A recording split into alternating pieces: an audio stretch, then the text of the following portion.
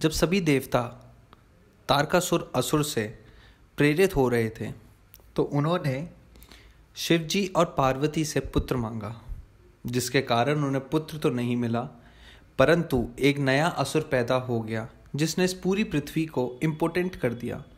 मतलब पुत्र और पुत्री ना देने लगे, ये संसार अटक के रह गया। तभी देवताओं ने नारद जी से इसका हल पूछा और पूछा कि क्या किया जाए। तो उन्होंने बताया कि ये जवाब तो आपको निर्गुण ब्राह्मण देंगे, द अल्टीमेट गॉड, जो तीनों भगवान, तीनों ब्रह्मा विष्णु महेश से भी ऊपर थे।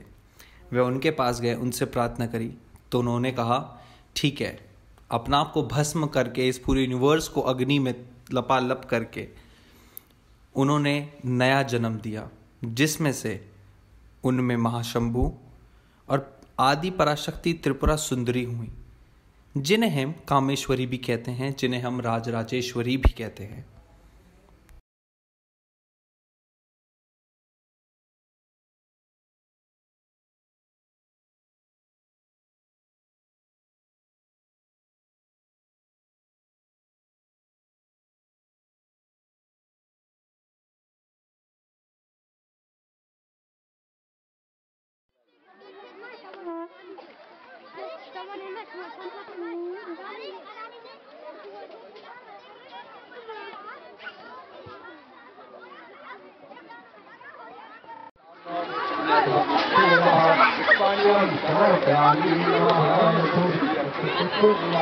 अभी रुको,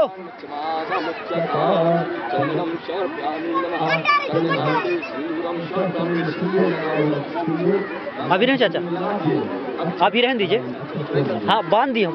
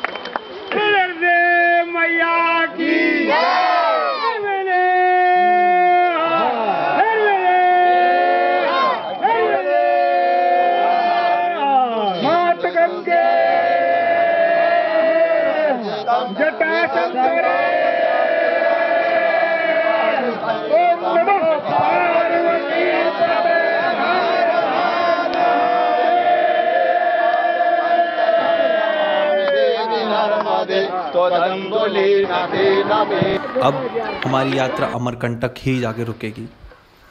यहाँ पे गुरुवर ने, ऋषि ने और ये साधुओं ने हमें इतना प्रेम दिया। इन साधु ने पाटेल का और मेला विजय तिलक किया। वो तिलक जो प्रभु श्री राम करते थे, वो तिलक जो लक्ष्मण करते थे, वो तिलक जो अर्जुन, युधिष्ठिर, भीम, नकुल, सहदेव और वो एक क्षत्रिय करता है, जो युगों युगों पुराने हैं। हमें उस संस्कृति की याद दिलाकर, हमें आशीर्वाद देकर थार पतार से हमें महाराज ने अलविदा किया।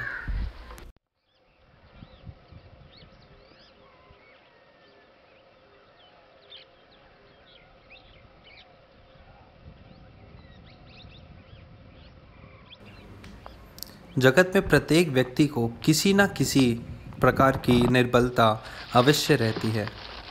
जैसे कोई बहुत तेज़ी से दौड़ नहीं पाता तो कोई अधिक भार नहीं उठा पाता, कोई असाध्य रूप से पीड़ित रहता है तो कोई पढ़े हुए पाठ को स्मरण में नहीं रख पाता। ऐसे अनेकों उदाहरण और भी हैं। क्या आप ऐसे किसी व्यक्ति को जानते हैं जिसे सब कुछ प्राप्त हो और हम जीवन की उस एक निर्बलता को जीवन का केंद्र मानकर जीते हैं? इस कारणवश हृदय में दुख और असंतोष रहता है सदा। निर्बलता मनुष्य को जन्म से अथवा संजोग से प्राप्त होती है, किंतु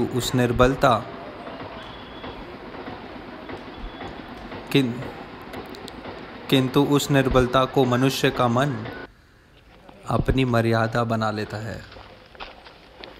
किंतु कुछ व्यक्ति ऐसे भी होते हैं जो अपने पुरुषार्थ और श्रम से उस निर्बलता को पराजित कर देते हैं। क्या भेद है उनमें और अन्य लोगों में? क्या आपने ये कभी विचार किया है? सरल सा उत्तर है इसका। जो व्यक्ति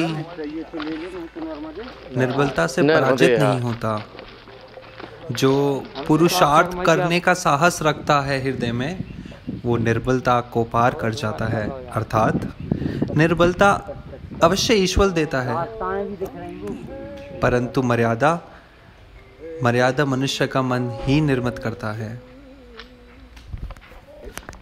1426 किलोमीटर की उत्तर तट की परिक्रमा के बाद आज हम पहुंचे हैं अमरकंटक, जहां पे माँ का उद्गम स्थान है। ये जो जंगल आप देख रहे हैं, ये 1 किलोमीटर का जंगल पड़ता है मैया के कुंड तक जाने तक, जहां पे मैया का उद्गम स्तोत्र है। ये जंगल में बताया जाता है हमारे पुराणों में कि मैया जब अपने बगीचे में जाती थी, जब उनको कुछ कार्य करना होता तो गुप्त तरीके से, तो मैया गुप्त हो जाती थी। तो इस जंगल के नीचे से नर्मदा मैया बह रही हैं। हमें पता नहीं वो किस साइड है, तो हमारे आगे एक बच्चा चल रहा है और एक महात्मा है जिन्होंने हमें रास्ता बता रहे हैं। जो हमें बोला जाता है कि ये जंगल और रोड, ये जो आप रोड देख रहे हैं मेरे पीछे जहाँ से वो लोग जा रहे हैं, उसके उधर से ही मैया गुप्त हो जाती है। धरती के नीचे से मैया बह के निकलती है और आगे जो मैया का मंदिर पड़ता है वहां से मैया सांसारिक रूप में आगे आती है। अभी देखते हैं अमरकंटक में हमारे लिए और क्या बदला है।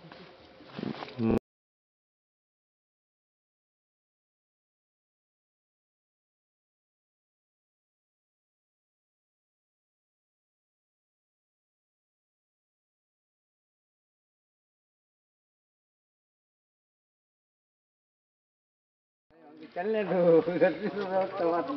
अगरबत्ती जलानी है ना अभी।